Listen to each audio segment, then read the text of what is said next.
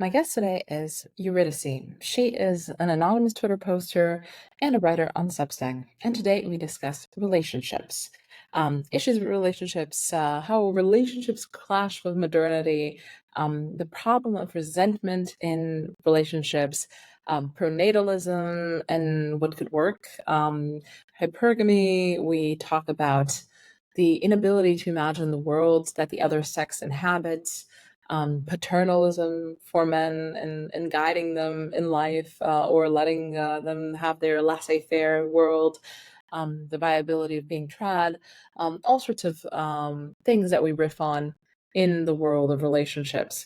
The first part of our conversation, as usual, is here. The last little bit is on Substack and Patreon if you're so inclined to contribute to listen to it, or just to support the show if you enjoy the show. So thank you so much for being here and enjoy my conversation with Eurydice.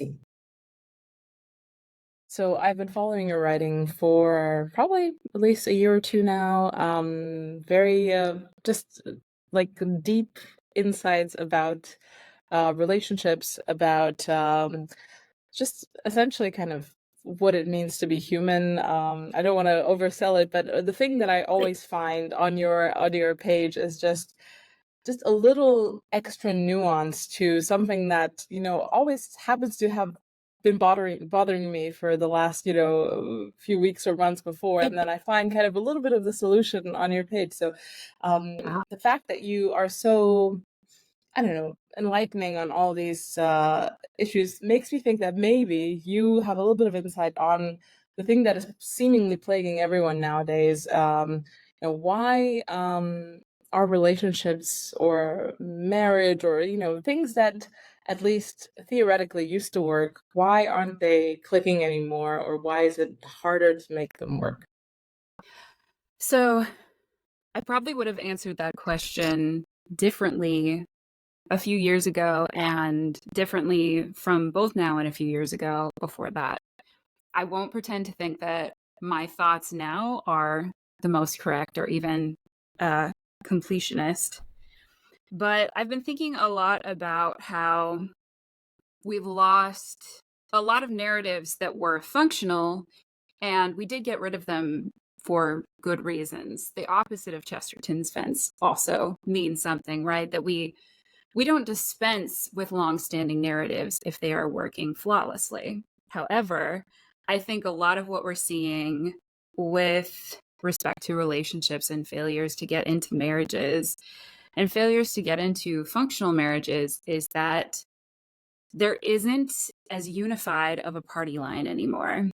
The more that people were in faiths, the more that people came from more conservative communities where marriage and family was the unified goal, the more similarities you'd get on people's planned life trajectories and goals, and the more clarity people had on how to achieve that more or less single goal.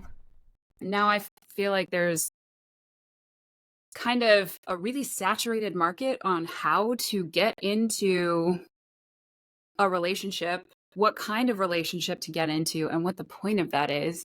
And there are frankly a lot of people who are floundering, trying to find the advice that they feel really works for their goals, and then having to change midstream sometimes if they take up a piece of advice and after a few years decide that it's not as functional for them as they had hoped initially.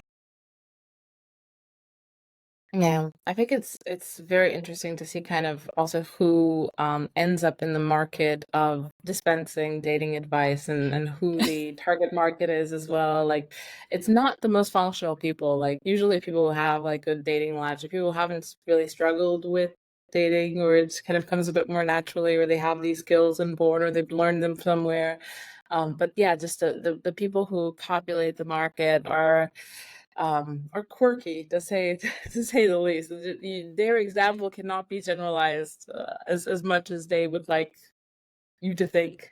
Yes. I mean, I wish I were an exception to that too. I've often felt noticeably pricked by people saying that, but it is true. You don't need to spend a lot of time analyzing how things are supposed to work if it comes naturally to you. And you're not in the business of offering advice generally if things come naturally to you, because you tend to typical mind fallacy your way into assuming that everybody else will figure it out, and or that figuring it out by yourself is probably the best way to do it because it's how you did it. Yeah, yeah, I think that's very true. And I think there are kind of different layers at which people can have issues with relationships. I think it was recently I read a tweet by Date Psych, the guy who kind of Oh yeah. collates and he had a really good point, and I think it's about a lot of people who are seeking advice, especially in the manosphere and kind of like on the male side. They get stuck at the top of the funnel of dating, of the Hmm. securing a mate either for a relationship or for copulation. That's kind of challenging. But then Yeah. you see a lot of kind of the lore that comes out of that space related to like the further stages of relationships, where they kind of have a mentality of like a 12-year-old girl where, once you're married, it's happily ever after. And the only thing that can mess it up is if she cheats or if she's capricious for some, unknown, Hmm. weird, feminine reason. And it's just like the intuition about other forms of misery that could happen or that can be co-created within a marriage or something like that. It's just completely lacking. They're just trying to hedge the downside on a very simplistic, like napkin type model of reality.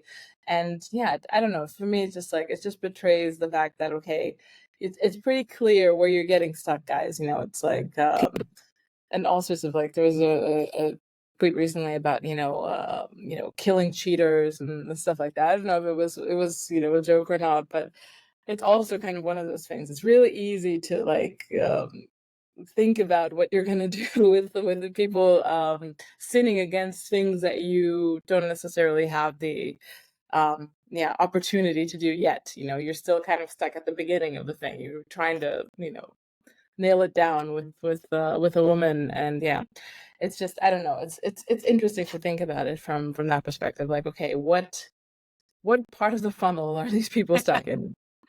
Absolutely. I think I found that observation really fascinating, and I generally like reading Date Sykes posts. In general, I tend to believe that there is value in understanding all levels of the funnel for getting past a certain level of the funnel. And so I will talk more about later relationship issues as sort of road signs for what to look for when you're doing initial sifting. I don't think it works very well when I talk like this, but I would hope that people, especially men who are dating, would be thinking more about what the point of dating is beyond, as you say, copulation or just securing a girlfriend.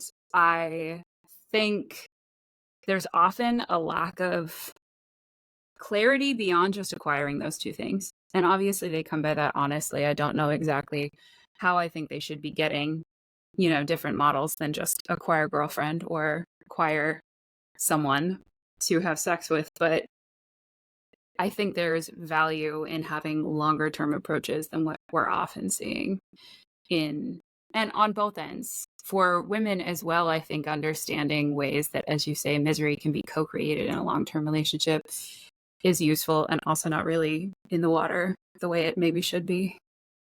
Yeah, I think, the idea of marriage seems like kind of such a kind of a capstone event for both men and women.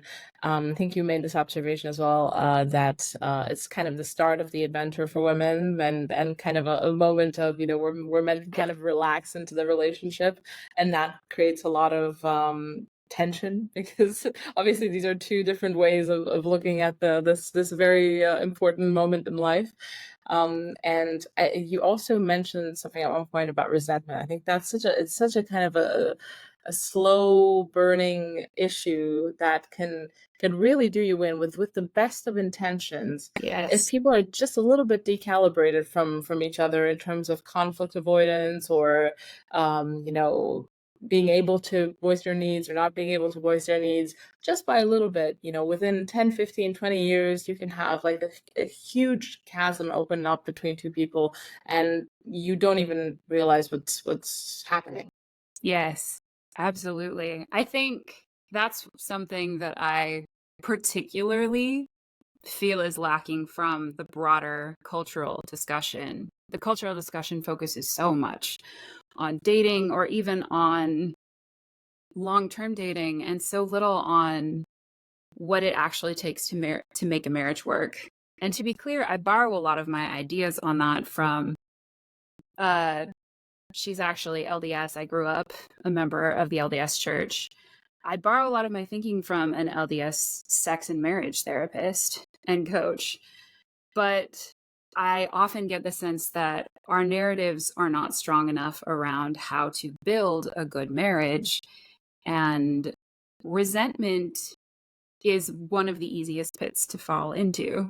It's very easy to tell yourself you're doing a good thing by ignoring something someone else, something your partner is doing that's upsetting you. And it's easy to tell yourself that you're doing a good thing by taking on work that they aren't doing and not trying to find some kind of compromise instead. And there are better ways to deal with these problems than I see a lot of people talking about, and it can make me kind of evangelical about sharing some of the observations around actually making a marriage between two different people who have naturally different temperaments and different goals work, because it's quite possible, but you do need different tools than basic conflict avoidance and basic don't rock the boat approaches that most people default into. And do you see this as a gendered thing? So these patterns would be relatively gendered in the way they appear in marriages. Yes, but also I think in some surprising ways. I think there are, again, I'm borrowing heavily from the work of somebody else when I say this, but And we all. also true. There are ways to kind of try to dominate another person. There are ways to sort of fawn and let somebody else take over for you. And both of those are dysfunctional. And there are gendered versions of both of those patterns.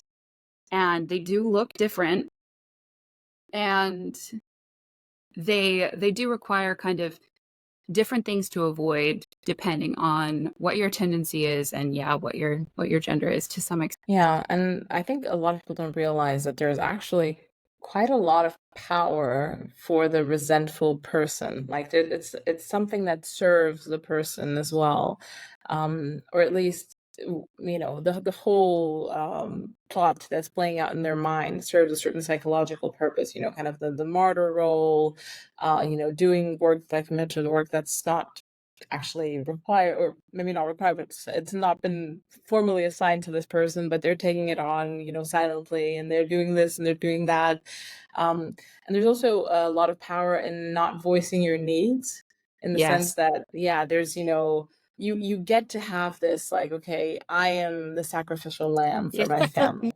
Um, and this could all be happening in the shadows, and you're just like having this whole like psychodrama within yourself, and the other person has no idea that this is going on. They might just be a little bit less neurotic about cleanliness or the house, and they just see things are getting done, and you're like, well, this is done. I have not been notified that this needs to be done. So it's quite a strange position to be in. Absolutely. It's interesting that resentment generally means that you are not making maximal use of the choices you have available to you.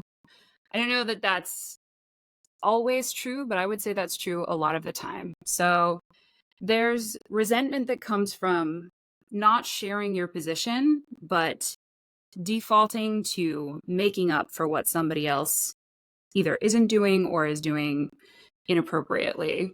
And if you assign that work to yourself over time, all the while feeling like the other person is doing something inappropriate, you will build resentment. And the choice that's missing there is you voicing that to another person. But you can also have resentment when you have voiced a desire to somebody else and they have not complied, they haven't met you where you are on that. And in that case, there are still more choices available to you than just leaving it where it is and accepting that they're going to keep treating you in a way that's hard for you or making a choice that's hard for you. And I think where, in fact, I tweeted about this today, in fact, that there is a point at which you want to take people's actions seriously. And it can be easy to pile up resentment for somebody else who is consistently doing something that they know bothers you when you've asked them not to. After a certain point of time, if somebody else is doing that to you, you are allowing it by staying there. There are some important nuances if you are being mistreated in a way that your safety is at risk, but barring situations like that, being ready to leave is actually an important part of the entire marital dynamic, because the best marriages are ones that are chosen, and you always get to decide what kind of experience you're choosing. You are not obligated to stick with someone who is mistreating you. And honestly, I think there are a lot of ways that men don't have an imagination for that reality, or don't exercise that reality nearly as much as women do. And there is profound male resentment that looks very similar for that reason. A profound male resentment that believes they have no choice but to be trapped with someone who isn't fulfilling something they would like them to fulfill.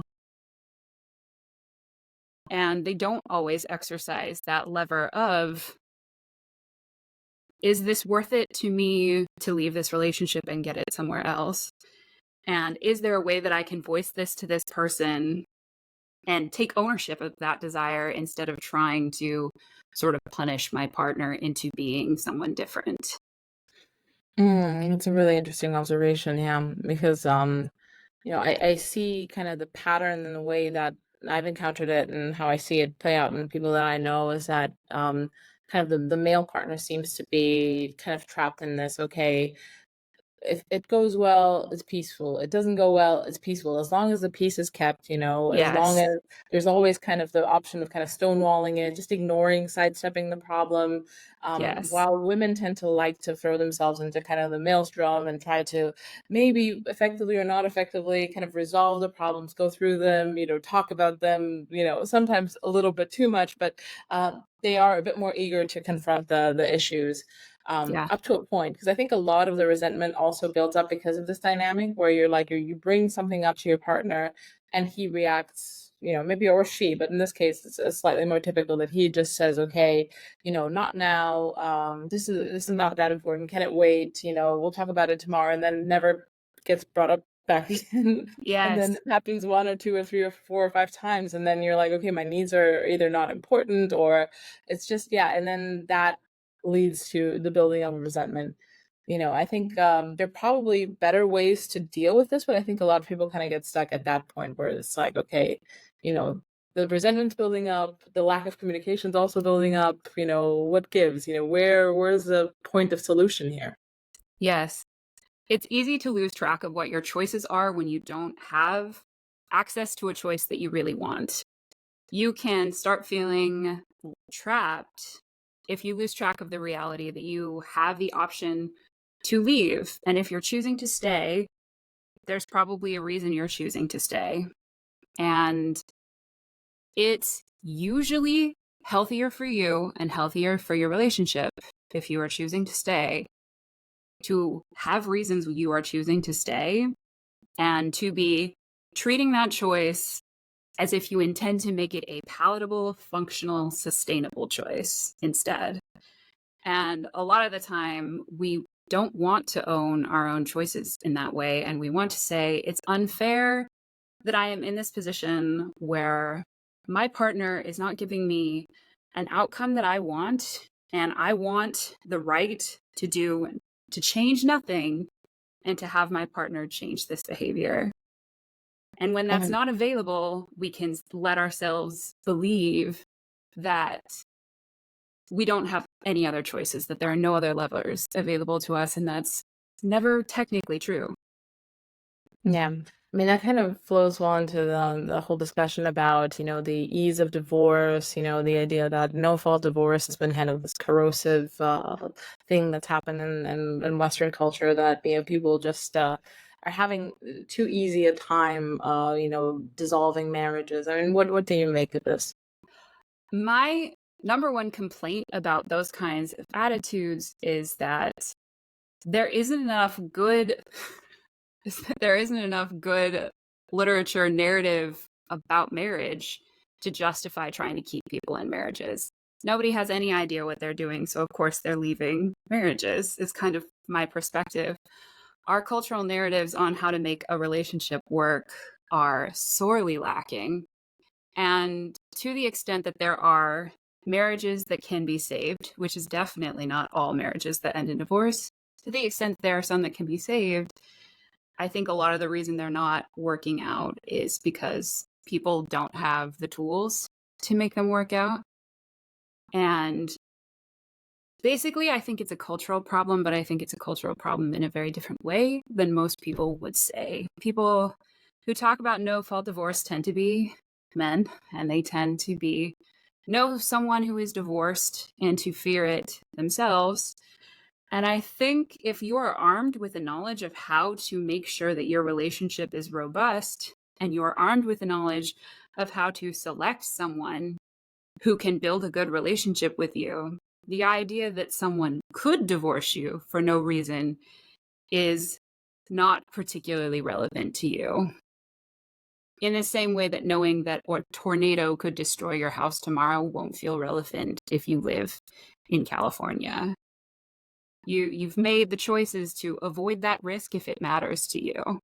So I prefer the personal responsibility of building your life such that a no-fault divorce is unlikely to destroy it, rather than trying to legislate our way into making sure that we keep marriages no matter what the cost is. Yeah, I think that's really something I've come to as well. I mean, especially with the idea that okay, if no fault divorce is off the table, fault divorce is still active. And I think a lot of the Yes. divorces that are no fault now would just have to, be shoehorned somehow into the fault. It would be to the drama and cost of the participants. And I think there was some divorce statistics recently that I read that just a relatively small minority of people actually end up regretting their divorce, Yes. 5 years afterwards. And it's pretty much evenly distributed between men and women, maybe men slightly higher, but just marginally. And yeah, it's not something that yeah, it's there's no wide chasm between the parties, and or I guess people might expect women to really regret it because they did it capriciously, or whatever the ideas are. But yeah, it's usually a point that people have reached after trying in different ways, and then they just get stuck at one point, and it's really difficult to get out of that morass. And a lot of these relationships start out really well. Like, I think very few people expect to be divorced when they get married. I mean, a lot of these issues are little paper cuts that just get accumulated, and then at one point you just get so stuck that you don't see any other way out. So yeah, I mean, if you talked about tools, but I mean, what do you think would be like essential tools for making marriage work? So I I do have, say, book recommendations. If I were going to sum them up into narrower recommendations that I could say out loud right now, it would be more along the lines of being prepared to go into marriage neither hoping to get your way all of the time, nor hoping to subsume your desires and your expectations all the time. And that's kind of a misstatement because obviously nobody goes into marriages hoping for that. But most marital problems, if not all marital problems, are co-created. And they're usually one person doing an action and one person reacting in a way that prevents that action from getting digested properly into the good feeling of the relationship. And people can tell themselves that sort of not speaking what they want is doing the right thing for the marriage. And they can also tell themselves that imposing themselves on their partner is the right thing for the marriage. Whereas The best way to go is to make space for both people always to thrive. And you can't always have two people getting what they want. But at any point, if you are trying to hard veto your spouse, or if you are simply giving up and letting your spouse take over, you are putting a nick in the overall structure of your marriage that over time can compound the more and more you do that. That concept that I talked about of owning your choices is critical here. At every point, your marriage should be something that you are choosing, and that you should be using the full spectrum of your choices. If you're going to give your partner what they want when it's not what you want, that shouldn't be something that you're entering into with a spirit of, well, they're being immature and inappropriate, but I, for some reason, am noble to be giving them what they want, which doesn't make a lot of sense, even though it really feels like it does from the inside. Instead, you should be thinking, I will only give this person what they want if it's something that I internally can live with. If it's not something I can live with in the long term, I'm undermining the quality of my marriage. So, always approaching marriage from a place of, this is a choice that I'm making to merge my life with someone who's different from me, and I should neither cede ground nor take ground in an inappropriate way, is sort of a foundational principle.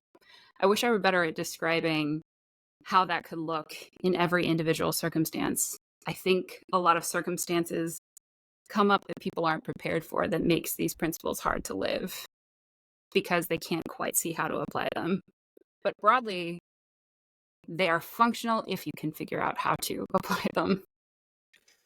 Yeah, no, I think that's an extremely important principle that I kind of had to figure out on my own, because at the start of my marriage, I was had a bit more rigid ideas about, gender roles, and I thought, okay, all my knowledge about sex differences is going to flow into my marriage, it's going to make it thrive. But then at the same time, that rigidity that I brought with me by, I am aware of the evolutionary psychological differences between the sexes, just kind of imposed like this crystalline structure on it, and it just strained obviously in the rigid parts because we both work. I'm also a mom. Like, there's insane physical demands on me. I would kind of volunteer to take over pretty much all of the housework. It was absolutely unsustainable. He didn't know exactly what to do because I was just like breathlessly running around like a chicken with her head cut off to solve all the problems that were within my domain. And I just, almost completely went crazy. And then he just came to me and was like, okay, we need a more reasonable solution to this. This is just unsustainable. You're just, resentful, like, an angry rat in the corner. No one wants that. How can we be happy with this situation? Because, the biggest burden in our lives now is that, burden, gift, call it whatever you want, the fact that we have small children and they Yes. need intense amounts of care. So yeah, and now we're very kind of egalitarian in how we deal with this. And I had to be the one that had to kind of deconstruct all these ideas, because and this is something I see on the internet as well. It's like, I thought, okay, we are now aware of, the differences between the sexes, or, have a bit more nuanced understanding of this. This will usher in a golden age for gender relations. No, actually, this is just supplying ammunition for the two sides to just fling shit at each other, which is just, unfortunately, yeah, that's kind of what happens. So I think hopefully that's kind of the next step for, a synthesis, or, people just kind of coming to what you so describe so well, that, the idea that, you know, these relationships, at least nowadays in the continent, where we don't have to battle the state of nature and, punch saber-toothed tigers and collect berries and things like that, where it's not so transactional and just a survival aspect of it. It is a choice marriage. And if you have a choice marriage, you better be choosing each other each day and figuring out a way to actually negotiate with full agency these choices on a day-to-day basis. So yeah, I think this is, just a really, really wonderful framing of it. That's really interesting that your experience was one of going in with sort of gendered expectations and finding that there were ways that those were not up to the challenges, to dealing with the challenges that you were running into too. I think I have been more inclined to the opposite end of the spectrum, and I found that there's a level of gendered prescriptions that are useful for improving on how you're seeing something. Basically, there's some tendency toward, for example, for women, there is an average tendency to put your needs last compared to men. And generally, it's a good idea to be incorporating that into your model of yourself to at minimum test for whether that's true for yourself as a woman in your relationship, and then apply the results of that knowledge to your relationship. Broadly, I think you can have sort of hard segregated marriages that work. I do think the best marriages have two strong people who know how to advocate for themselves kindly and with respect for what the other person wants. And in order to do that, you do need strong women who have a concept of how to advocate for what they want kindly without thinking that it's what needs to happen. And similarly, obviously, you need men who have a sense of kindness around their preferences and their interests, and not thinking that that means that those need to run the entire relationship. Yeah, I think that's a good place to kind of start from, and either one of the sexes search for a mate, because I think a lot of times kind of the idealized partner, and especially kind of more traditional spaces, is like this kind of Nietzschean Übermensch type man, cold as a rock, just like completely steely mind, just the kind of guy who is conquering. And then for the woman, it's kind of like strangely the opposite, like this completely malleable, submissive, just tabula rasa type, illiterate peasant girl who's just, has the birthing hips and, likes to cook whatever. And these should be complementary, but it's not actually how these types of relationships work in reality. And living in reality as a woman, you notice kind of, the types of relationships that especially men, like very powerful men, enter into. Mm-hmm. There are no illiterate peasant girls. I'm sure some rich men, mid-tier rich men, go through for, illiterate peasant girls from the third world, but for the actually powerful, movers and shakers, they usually try to get a woman that, whatever, aesthetically pleasing, but still someone who can kind of play the game, someone who is strong, someone who is not, going to be run over by his overpowering will, someone who can kind of complement with her own role within the life that he has to lead. So it's not just a good looking servant, which seems to be kind of one form of the ideal. And it's also kind of an ideal of, like I said, a certain type of man who just can't break into the market, and then he kind of imagines that what Yes. what the best solution would be if he ever got the chance to fulfill it. So yeah, it is interesting, the projections that kind of are dancing out there. I was thinking about that. There's a podcast that I listen to that occasionally has couples on, and they do a sort of therapy discussion session with these couples. And one of the recent ones was a couple talking about largely sort of sex differences that had lasted over the course of their 20-year marriage.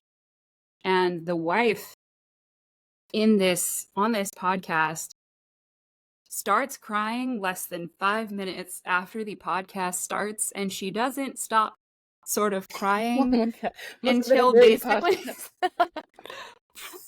I mean, it is, but like probably it's not the most flattering look for her. And what's interesting, the number one thing I kept thinking about listening to this podcast is that there isn't a lot of imagination among the kind of guy, especially who has a lot of difficulty filtering for the kind of women he wants at the top of the funnel.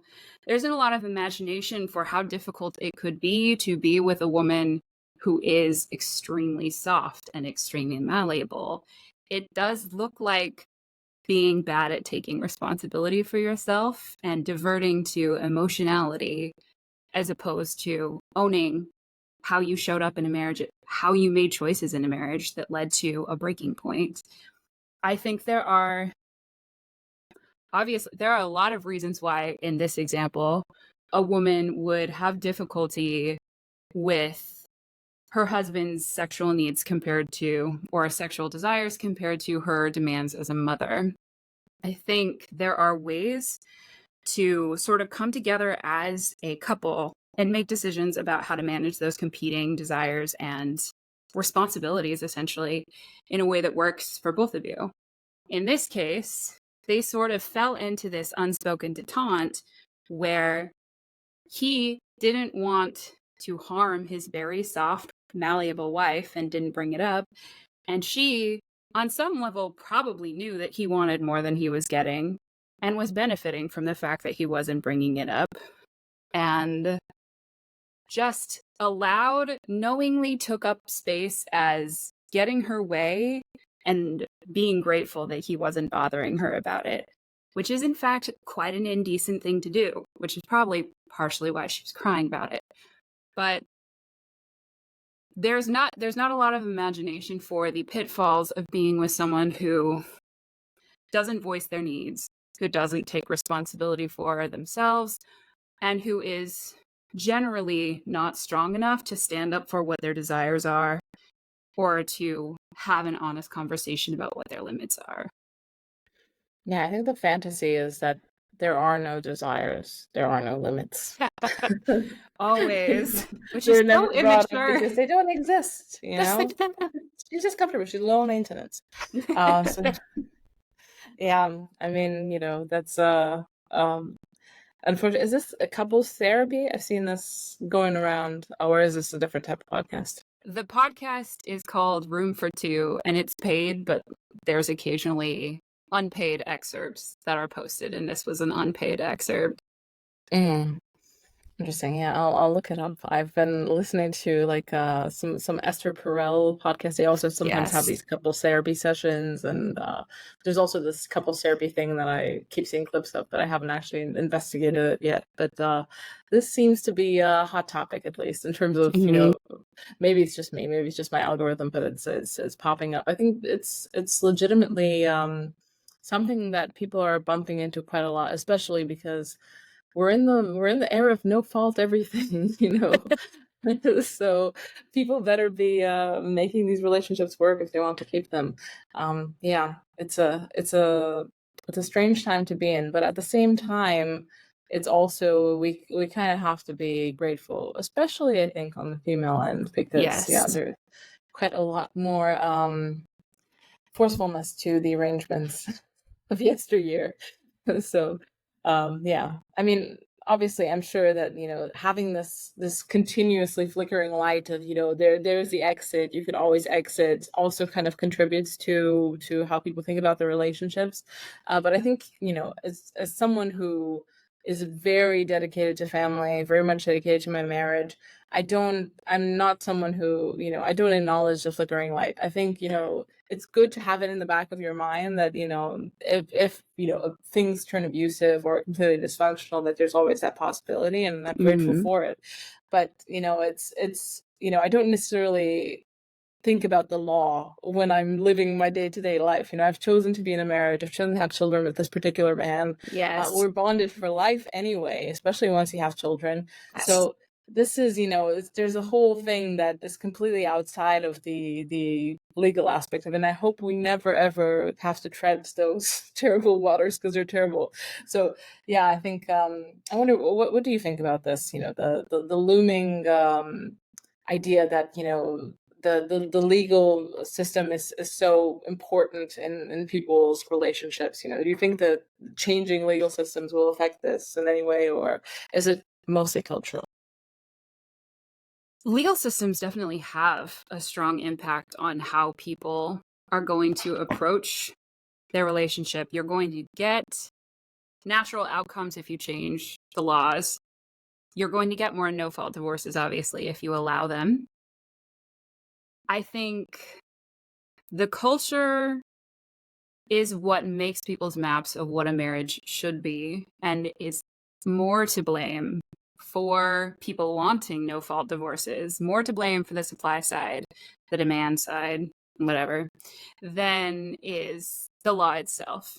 And I think properly understood, the best way to look at sort of that blinking exit sign from a cultural perspective would be to know that if you have the option to leave and you're staying, that is your choice. And properly understood, that means that you are keeping your commitments and upholding what you signed up to do. And there's a lot of value and meaning and fulfillment in being with someone that you know is choosing to be there rather than being legally forced to be there. And there's a lot of value in knowing that you yourself are only in something because you know that it's good. There's a lot more sort of internal dignity and self-trust in being able to know that you are making a big decision because you and only you believe it's the right thing to do. So I generally don't advocate for, say, changing the laws. Not that you're necessarily doing that either, but personal responsibility, as much as that's kind of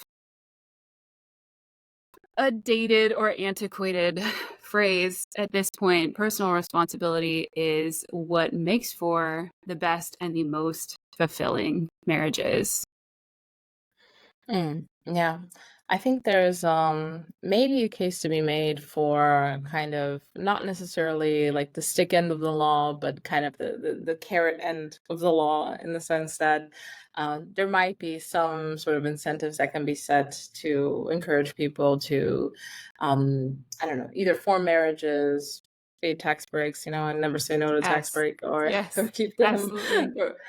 And also for children, I think this is kind of a really big subject now online. Pronatalism, antinatalism. Where will the children of the future come from? I mean, I wonder what's your position on this? Is there is there a case to be made that the having of children should be turned into cultural current or philosophy, or is there anything that people can actually do to encourage this? Do you think anything would be functional? I can think of a lot of things that I think would improve the status quo. I can't think of ways to actionably implement them at scale.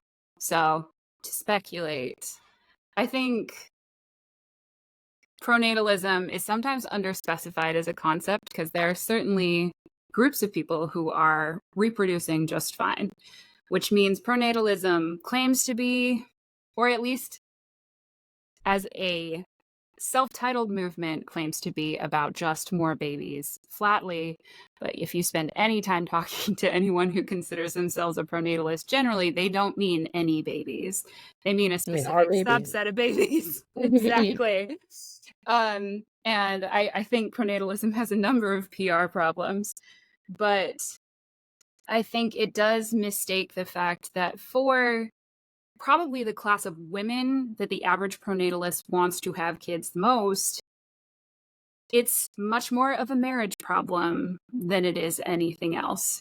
It's much more about women not having a man who wants to marry them and have kids with them than it is about economics or even career timing. I think those things do matter. I don't want to downplay them as if they have no bearing on that decision, because the economics and the career implications of having children are significant. I'm sure you've experienced just how major an impact having a child, two children, is on your own life. It's a very, very different event as a woman than it is as a man.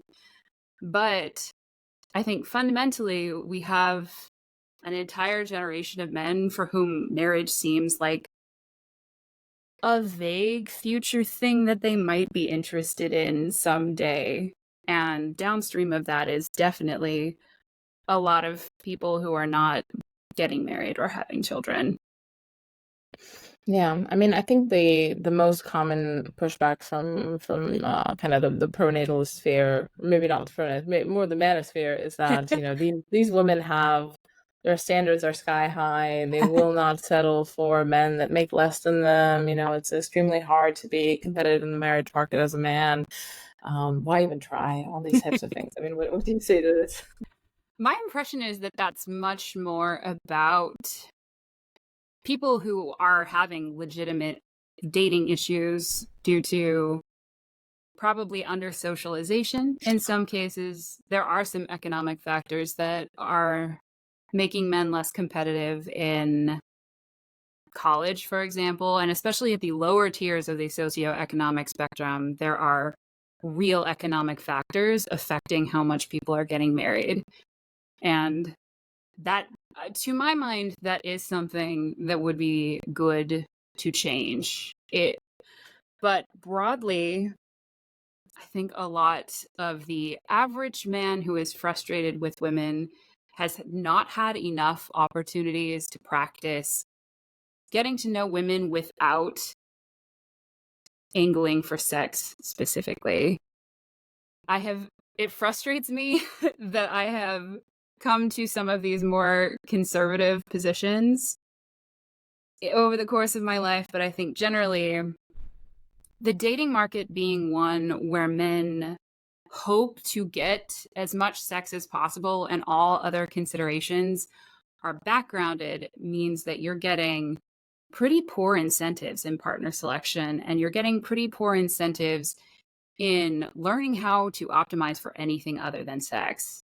And women, on the other hand, contrary to popular narratives about women often being slutty, I think there's a lot of women that men would consider marriageable who are put off by how hard men are pushing for sex early on in relationships. And I think a funny thing about sex at all levels is that the harder you optimize for sex at the expense of socialization, connection, any kind of physical touch, the less likely you are to get it. And that's true if you're married, and it's true if you're single.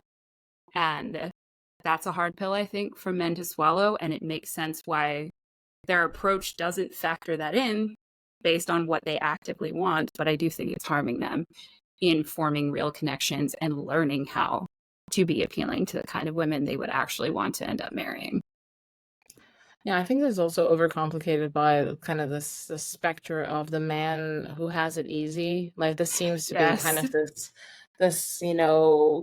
ghost behind all of the imaginings of the manosphere, the alpha, the guy who just shows up and all the women are throwing themselves at him. I guess Dan Bilzerian seems to be like the type that men who have pictures with women, either paid or not, men who have the money to pay for women. Also, another category that kind of overlaps, but not completely, with the super chat. It's always very hard to tell where actually the virtue lies. There is this man just rich, or is he good looking, or is he a Chad, or something like that. But yeah, the men who have like an infinity of options, I feel like there's a certain unfairness in that. That people perceive. Okay. There's kind of like the just world fallacy at the core of this, where the abundance of riches that these men have at their disposal, and not even a crumb for little me. But and there's also the idea that it used to be easier in the past. Our Yes. grandfathers just got mail delivery, DoorDash type wives from their neighbors, and bada bing, bada boom, that was easy. But just the intensity of striving to mate within our evolutionary history is insane. Like the sacrifice that people had to make for even the opportunity to have a mate, or to maintain their marriage, to feed their children, to actually just go through the difficulty of day-to-day life was insane. It's unimaginable for so many people, like even just a few generations ago.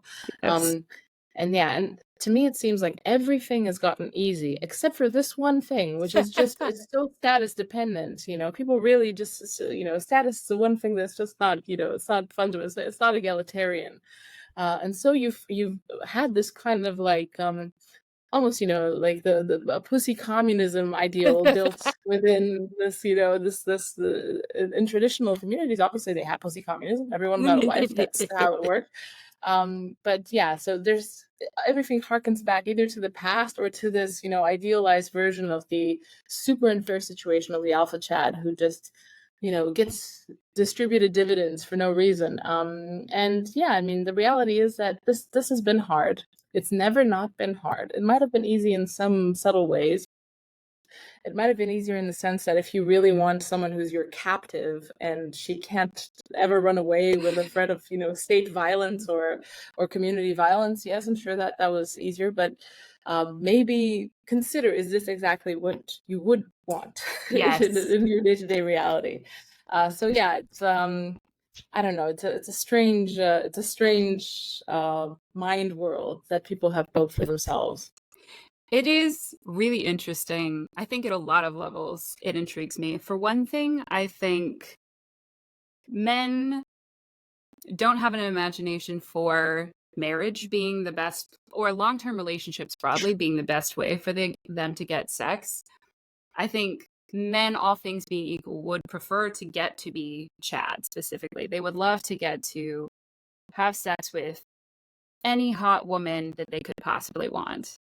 Chad probably isn't experiencing that himself either, and Chad is more likely to be in a long-term relationship. But there's also the fact that if we're missing the past, we're missing a past in which expectations for men were much harsher than they are now.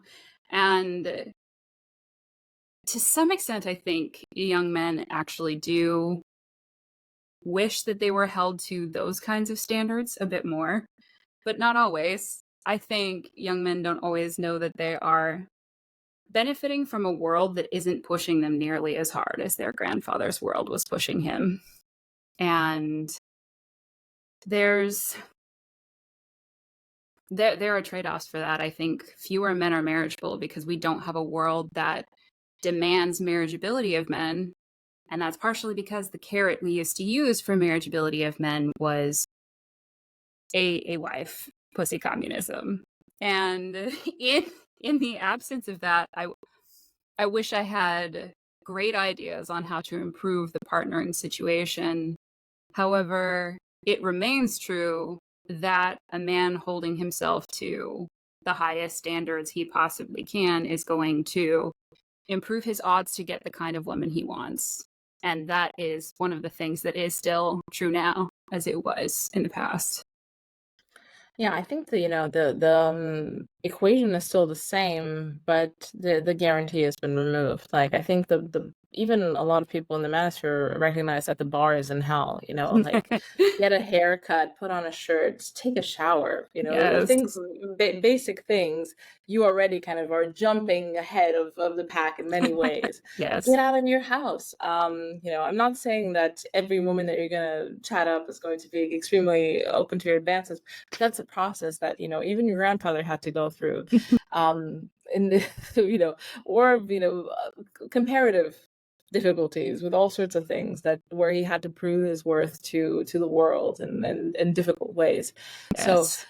yeah, it's just it really is tough. But I mean, I've learned quite a lot by just observing kind of the people, because I'm now in my mid-30s. I'm one of the few people that I know who is married, and I'm one of the even fewer people who I know who has children, of my generation, which is, I mean, America is one of those places as well where you're either in a group of people who none of them have children in their 30s, or in your group of people who are a bit more religious, or a bit more everyone has children and no one Yes. understands what I'm talking about. Here, I would say maybe people of my cohort, maybe 3 out of 7 from my class have children at this point, which is Yeah. very strange. And I live in Romania, so this is even stranger. You'd expect this to be a more traditional place, but it isn't. So it is strange to learn kind of what the dynamics are. And obviously, I have a little bit of a perspective from the male side, but I do have a lot of perspective from the female side.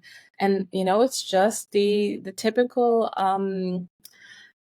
what's that called? A serial monogamy. You have lots of serial monogamy, and the men really just aren't incentivized to lock it down, to marry. I mean, most of my girlfriends are expecting some sort of marriage proposal from their boyfriends. Yes. It's just not coming. Yes. They're in their mid-30s. There's no really consideration. It's really like gauche to even address this, like, fertility. Like, who wants to be talking about tumors and oozing and all this type of stuff? No, no, no, no. It's unsexy to be mentioning this. So the idea is to just be a cool girl and sexy and low maintenance for decades on end, and then you're in your 40s and you're cat lady, and that's it. You can hang up your uterus because you've serial monogamy too hard. And could they lower their standards and find someone? Maybe, but these are the people that are available within their class cohort. I mean, some of these guys are making more money than them. Most of them are not. Like, some of them are quite, they're deadbeats. I don't see what they see in them, but they're also not hot in any cool way as well. I know it's like none of these guys owns a motorcycle. They're just like couch potatoes.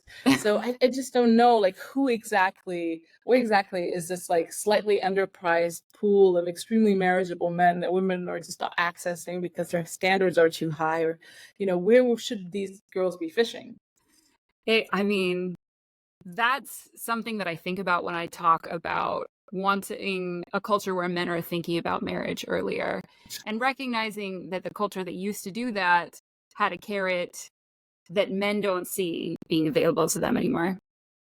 But so I was raised, like I mentioned, in the LDS church, and I often take a lot of my observations on gender from comparing the outcomes in the church I grew up in, which is far from flawless, to the outside world, to the culture in America that I observe as a general rule.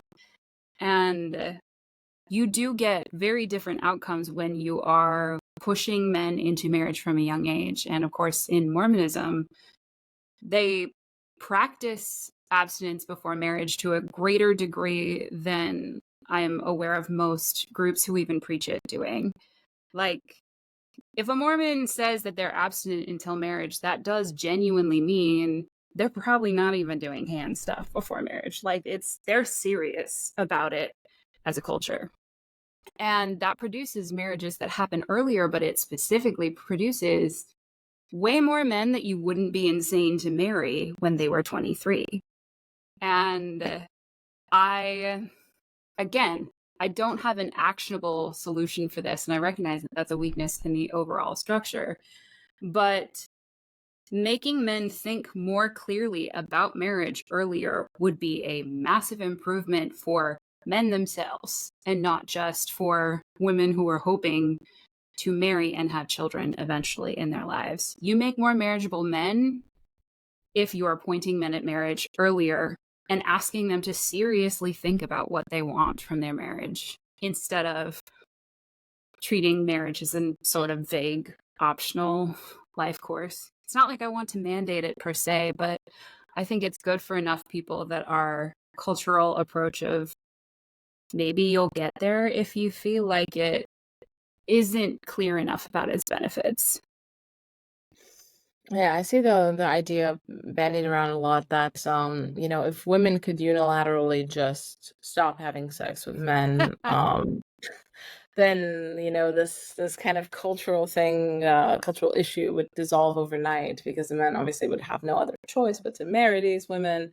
Men I would love mean, that, honestly, which is not often talked about. I think a lot of today's men are very neurotic because they're constantly aware of where they stand in terms of ability to get sex, and they would be less so if sex was just not an option for marriage.